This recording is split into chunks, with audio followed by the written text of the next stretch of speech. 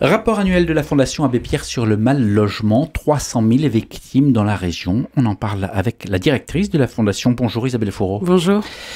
Et on ne manquera pas d'aborder aussi la question de l'Abbé Pierre en nous demandant si les révélations sur ces agissements ne sonnent pas le glas de la Fondation. Mais sur le rapport, insalubrité, humidité, installations électriques qui ne sont pas aux normes, c'est quoi un logement indigne ?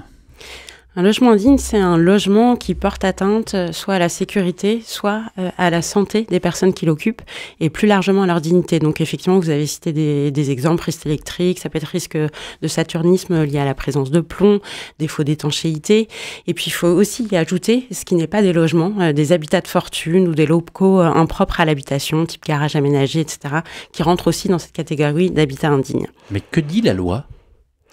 Alors, il y a un certain nombre de réglementations, effectivement, pour que le logement soit aux normes pour pouvoir être occupé. Il y a toute une série de réglementations avec la possibilité par les autorités locales de prendre des arrêtés d'insalubrité ou d'insécurité selon, effectivement, les désordres qui sont constatés. Mais cela suppose déjà un signalement, puis une qualification des désordres, puis une prise d'arrêté, puis un suivi des obligations qui s'imposent aux propriétaires. Tout ça est donc une chaîne assez longue qui est souvent en décalage par rapport à l'urgence des situations. Est-ce qu'il y a autant de mal-logement que de situations personnelles ou est-ce qu'il existe un schéma qui mène au mal-logement ? C'est un peu ce qu'on a essayé de mettre en avant, c'est qu'effectivement, il y a une diversité de parcours. On est allé à la rencontre de personnes en situation d'habitat indigne, locataires d'un bailleur privé, locataires du parc social aussi, puisque ça existe, l'habitat indigne dans le parc social, propriétaires occupants. Et on a essayé de regarder un peu la diversité des parcours. Ce dont on se rend compte, c'est qu'il y a quand même à la fois une vraie unicité des répercussions de l'habitat indigne sur les personnes, et puis que ça renvoie quand même à des phénomènes plus globaux d'accroissement des inégalités sociales, des inégalités territoriales aussi, qui alimentent l'habitat indigne. Donc on a certes des parcours personnels, mais qui rencontrent un marché du logement qui permet de faire perdurer, voire de faire apparaître de nouvelles situations d'habitat indigne. Vous avez dit on est allé à la rencontre, ça veut dire de quelle manière ce rapport est-il constitué ? On travaille beaucoup avec partenaires associatifs puisqu'on a nous-mêmes des actions de soutien à des initiatives de lutte contre le mal-logement et de lutte contre l'habitat indigne. Donc on a demandé à nos partenaires de travailler avec nous pour identifier des personnes qui seraient prêtes à témoigner, dont certaines d'ailleurs ont été accompagnées aussi par la Fondation Abbé Pierre dans la réalisation de travaux. Et donc c'est de cette manière-là qu'on est rentré en contact et qu'on a fait un vrai travail de recueil de paroles, de validation aussi de ce qui est mis au rapport pour que cette parole ne soit pas ni instrumentalisée, ni captée, et que ce soit bien la parole des personnes qui soit mise en avant. C'est une sorte de photographie finalement du moment, mais à qui sert-elle ?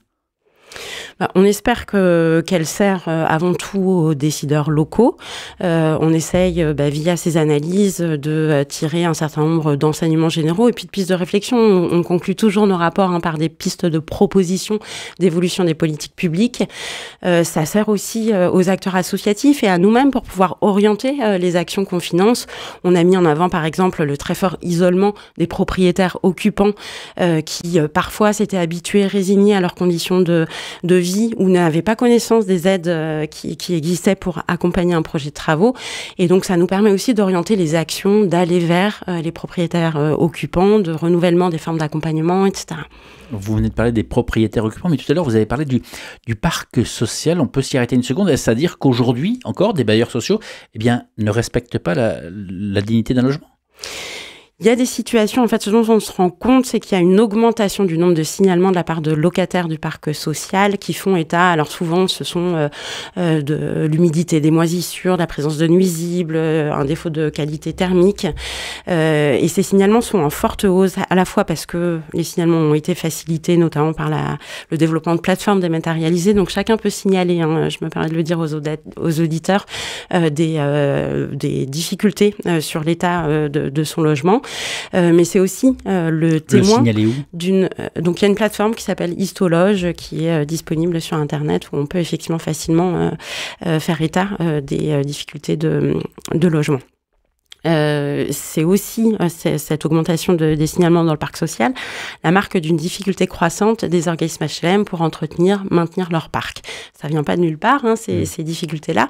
C'est aussi que les organismes HLM sont fragilisés financièrement. Il y a eu toute une série de réformes ces 6 dernières années qui sont venues ponctionner dans leurs ressources. Réduction de loyer de solidarité, augmentation de TVA, de manière plus conjoncturelle, augmentation du taux d'intérêt, qui effectivement grèvent leurs possibilités d'investissement, soit dans le parc existant, soit dans la construction nouvelle. Ceci dit, on note quand même un vrai souci de gestion des réclamations, de relations aux locataires, et on a mis en avant un exemple qui est quand même particulièrement préoccupant d'une dame habitant depuis 8 ans dans son logement. On est allé la voir et il y a des moisissures effectivement partout sur le plafond. On va revenir sur ce rapport, mais Isabelle Fourreau, directrice régionale de la Fondation Abbé Pierre. Arras, Vambrochy, Marquette, Grande-Sainte, Beauvais, la liste est très très longue après les nouvelles accusations de violences sexuelles. De très nombreuses rues, écoles ou places au nom de l'Abbé Pierre vont changer de nom. Où est-ce qu'on en est du changement de nom de la Fondation Abbé Pierre ? Alors les démarches ont été engagées, ça a été annoncé nationalement. C'est des démarches qui peuvent prendre un petit peu de temps avec le statut justement de fondation. Donc on verra dans quelle temporalité le changement de nom peut être effectif. Aujourd'hui, on n'a pas encore quel sera le prochain nom de la Fondation Abbé Pierre. Dans l'attente, on essaye de parler plutôt de fondation pour le logement des personnes défavorisées. Alors comment la Fondation peut-elle survivre, elle, dont le combat, en fait, il est basé sur l'élan de l'Abbé Pierre en faveur du logement des défavorisés ? Alors son combat, il est surtout fondé sur les situations de précarité et de mal logement qu'on rencontre. Donc pour nous, ce n'est pas une question de survie, il faut conduire ce combat. Nos revendications n'ont pas changé, notre combat n'a pas changé et on entend bien continuer à le conduire. Et d'ailleurs, on a eu un certain nombre de soutiens en ce sens. Après, effectivement, il y a la question de cet héritage de l'Abbé Pierre, mais il faut bien distinguer la figure de l'Abbé Pierre et le combat de fond. Et c'est bien sur ce combat de fond qu'on continuera d'être demain. Une commission indépendante pour la transparence doit être mise en place à la Fondation. Où est-ce qu'on en est et quelle sera sa mission ? Alors, c'est pas tout à fait à la Fondation, c'est une initiative de l'ensemble du mouvement Emmaüs.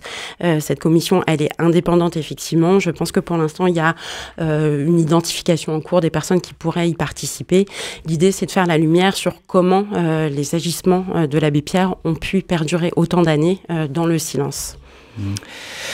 Isabelle Fourreau, la proportion de mal logement dont on a parlé tout à l'heure, elle suit en fait logiquement la proportion du taux de pauvreté. C'est assez effectivement logique. C'est aussi la courbe de l'accès à la santé, à la nourriture saine, à des loisirs.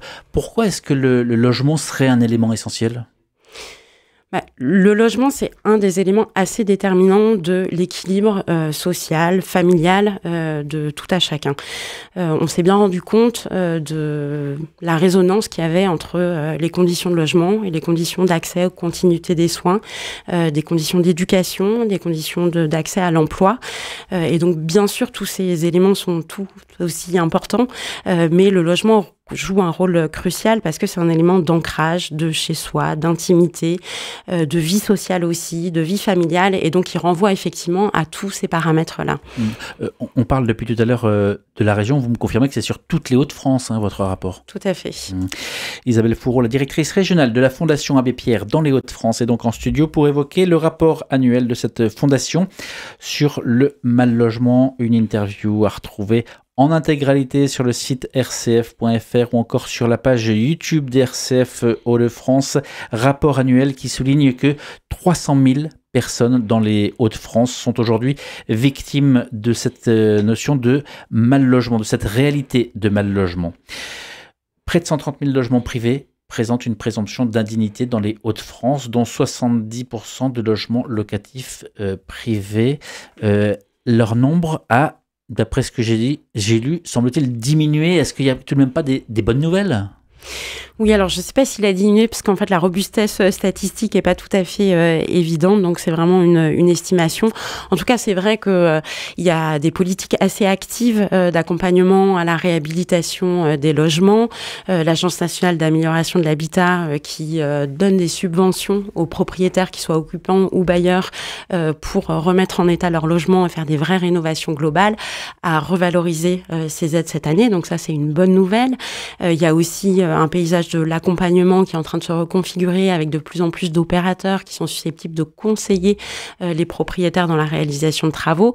Donc c'est plutôt un chantier qui, alors malgré des stop and go assez permanents sur justement les niveaux d'aide et l'existence de ces aides, reste un secteur qui a plutôt progressé ces dernières années. Cette précarité énergétique très, très présente dans la région sur près de 500 000 logements, c'est ce que dit l'Observatoire national de la précarité, qui dit que près de 500 000 logements, 18% des résidences principales sont des passoires énergétiques. Vous venez de souligner que des aides à la rénovation, et vous avez cité l'ANA, existent. Est-ce que, selon vous, tout de même, les locataires ou propriétaires prennent suffisamment en compte justement ces aides ? C'est toujours un peu la difficulté dans les secteurs tendus, c'est qu'on a une vraie asymétrie de la relation entre propriétaires et locataires. Et donc, c'est toujours compliqué pour le locataire de faire valoir ses droits. C'est vrai sur les questions de précarité énergétique ou de réclamation liées aux travaux. C'est vrai sur le respect de l'encadrement des loyers pour les secteurs qui sont concernés. Ce qui nous semble justifier aussi une vraie information ciblée des locataires, accompagnement juridique parfois. Donc, effectivement, entre la règle et son application, il y a souvent une distorsion qui nécessite d'avoir des tiers, soit pour faire de la médiation, soit pour permettre aux locataires d'exercer réellement leurs droits. Alors, entre la carotte et le bâton, ces aides pour la rénovation et puis ces menaces de ne plus pouvoir louer des logements qui seraient des passoires énergétiques, sur quoi est-ce qu'il faut miser ? Il faut miser sur tous les fronts. Il faut à la fois avoir des aides incitatives, et c'est le cas. Les propriétaires bailleurs, je le rappelle, peuvent bénéficier de subventions pour faire des travaux. Alors après, c'est sous réserve d'un plafonnement des loyers, mais il y a aussi des aides fiscales en contrepartie. Mais de l'autre côté du spectre, je voulais vous entendre sur le fait, est-ce que les mesures prises contre celles et ceux qui exploitent finalement des logements qui ne seraient pas correcte. Est-ce que les mesures sont suffisantes et efficaces ? En tout cas, cette interdiction de remise en location de passoires énergétiques, pour nous, était une vraie avancée. Dès lors qu'elle protège le locataire contre des charges énergétiques et des conditions trop élevées, des conditions de logement très, très difficiles, et que par ailleurs, elles incitent à la réhabilitation de ce parc. Or, les dernières annonces de M. Barnier à l'occasion de son discours de politique générale tentent à penser qu'il y aurait une remise en cause de ce calendrier d'application d'interdiction de mise en location des passoires énergétiques. Pour nous, c'est un vrai recul à la fois social et écologique. Pourquoi ? Parce que s'il l'annonce, s'il le dit, c'est justement pour répondre à certains besoins, pour que des personnes ne se retrouvent pas à la rue, peut-être ? Oui, mais il y a la question d'avoir un toit sur la tête et puis la question des conditions de logement dans lesquelles on est. Et dès lors que l'infrastructure existe pour accompagner la réalisation de travaux, il n'y a pas lieu de surseoir à l'application de cette mesure qui a été annoncée, qui plus est, il y a un certain nombre d'années déjà. Isabelle Fourreau, ce que vous dénoncez aussi cette année, comme l'an dernier d'ailleurs, comme l'année précédente, c'est l'accès au logement social qui n'est pas suffisant. Fin 2023, on comptait dans la région 223 000 ménages en attente d'un logement social, une augmentation de 8% par rapport à 2002. Et dans le même temps, le nombre d'attributions baisse. D'abord, qu'est-ce qu'un logement social et qui peut en bénéficier ? Un logement social, c'est un logement qui a fait l'objet d'une convention avec l'État qui permet de donner des plafonds de loyer. Donc, c'est un logement avant tout abordable et ils sont éligibles effectivement des ménages en dessous d'un plafond de ressources. Ces plafonds de ressources, ils sont relativement élevés en France. On estime qu'entre 60 et 70% des ménages français sont éligibles au logement social. Donc, c'est plutôt un modèle très universaliste du logement social. La difficulté étant qu'on est effectivement sur une raréfaction importante de l'offre qui empêche à des personnes qui sont dans des mauvaises conditions d'habitation ou dépourvues de logement d'accéder à ce logement social. Ça justifie de notre point de vue d'une part une relance très forte de la production de logement social en particulier et puis une réflexion aussi sur les loyers pour que, y compris les ménages les plus modestes, puissent accéder au logement social, ce qui n'est pas toujours le cas, notamment par le jeu des attributions ou tout simplement d'APL qui ne sont pas suffisantes pour permettre aux personnes de couvrir le coût du loyer. Par exemple, dans le Nord, on compte une attribution pour 5,2 demandes, ça c'est en 2023, alors qu'on était pour 3,85 demandes en 2021, donc on sent que ça s'est aggravé. Vous parlez de construction de logements neufs Mais vu la situation économique du pays, les caisses sont vides, on l'entend, et on l'entend de comment faire face? Alors, les caisses sont vides. Après, il faut probablement regarder l'investissement public un peu plus à long terme que juste en termes de dépenses annuelles. On le sait bien, les dépenses en matière de logement, d'une part, peuvent rapporter. C'est de la fiscalité, derrière, il faut le rappeler. Et puis, par ailleurs, sont des coûts évités demain. On faisait le lien entre santé, éducation et logement tout à l'heure. Il y a eu des études spécifiques qui ont été conduites sur le fait de proposer une offre de logement accessible pour les personnes à la rue, ce qui est source d'économie, parce que l'hébergement coûte plus cher que le logement, parce que les coûts de santé sont plus importants pour des personnes qui sont sans stabilité résidentielle. C'est des coûts d'accès aux urgences, etc., qui sont beaucoup plus chers qu'une continuité de soins. Donc, de notre point de vue, c'est aussi s'engager sur une réflexion de long terme sur ces coûts et dépenses. Isabelle Fourreau, directrice de la Fondation Abbé Pierre dans les Hauts-de-France. Ce rapport, il est annuel. Vous êtes déjà venu l'an dernier, vous êtes déjà venu l'année précédente, et puis encore l'année avant. Ça fait un peu plus de 3 ans que vous êtes à ce poste. Pardon, mais qu'est-ce qui évolue dans le bon sens ? Il faut continuer, en tout cas, de suivre ces situations-là, de les visibiliser, de montrer très concrètement quelles sont les réalités du mal-logement. On a parfois tendance à parler dispositifs, etc. C'est quand même important de redonner la parole aussi aux personnes concernées, d'essayer de faire évoluer les représentations sur les personnes en situation de précarité. On a aussi un accueil de jour à Valenciennes où on accueille quotidiennement des personnes à la rue ou très isolées dans leur logement. Elles ont beaucoup de choses à dire. Elles ont pris la parole d'ailleurs à l'occasion de la présentation de l'éclairage régional à Roubaix mercredi dernier. Et c'est important de les entendre parce que je pense que ça fait évoluer aussi à la fois les représentations et donc les actions qui peuvent être menées derrière. Ma dernière question, on revient à l'abbé Pierre si vous voulez bien. On apprend ces dernières heures que son cercle rapproché était au courant de dérives. C'est un neveu tout à l'heure de la famille qui affirme qu'il était au courant de la sexualité problématique de l'abbé Pierre, mais pas des agressions. On en parlait en famille, dit-il, ce neveu qui a 71 ans aujourd'hui, qui vit près de Grenoble. En fait, au fur et à mesure, on a l'impression que beaucoup de monde savait. D'un point de vue personnel, ça fait donc plus de 3 ans que vous travaillez pour la Fondation Abbé Pierre. Comment est-ce que vous vivez tout ça ? Parce que vous êtes associé aussi, le nom Abbé Pierre, comment est-ce que vous le vivez ? Pour nous, ça a surtout été un choc, mais de la même manière que la très très grande majorité des Français. Après, effectivement, on entend de plus en plus de personnes dire « je savais », il y a des archives qui s'ouvrent. C'est vraiment un travail d'histoire maintenant qu'il faut engager. Il y a eu les annonces de l'Église indiquant que les archives s'ouvraient. C'est une très bonne chose. Et l'idée, c'est justement qu'un travail croisé avec des historiens et d'autres experts puisse s'ouvrir pour donner des éclairages sur ce qui s'est passé, qui savait quoi, à quel moment. Mais vous en parlez sereinement, vous n'êtes pas en colère, foncièrement en colère. Nous, en tant que Fondation Abbé Pierre, il n'y a jamais eu d'alerte, en tout cas tant qu'on le sache pour le moment, auprès de l'organisation en tant que telle. Laissons le travail d'historien se faire. Ce qui est important aujourd'hui, c'est d'avoir de la transparence et d'écouter les victimes, et les écouter et les croire. Et ce qu'on a essayé de faire depuis le début de ces révélations. Merci Isabelle Fourreau d'avoir pris le temps de répondre à ces questions.